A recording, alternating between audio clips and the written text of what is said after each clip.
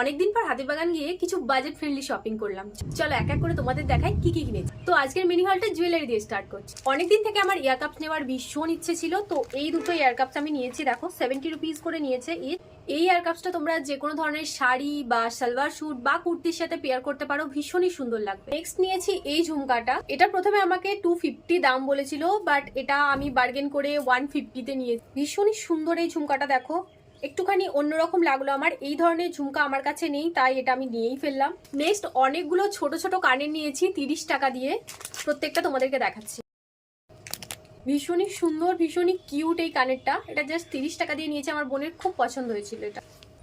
আর যেটা আমি পরে আছি এটাও আমি হাতিবাগান থেকে 30 টাকা দিয়েই নিয়েছি। নেক্সট এই চোকারটা নিয়েছি। এটা আমার ভীষণ পছন্দ হয়েছে, দেখেই পছন্দ হয়ে গিয়েছিল। Just look at this.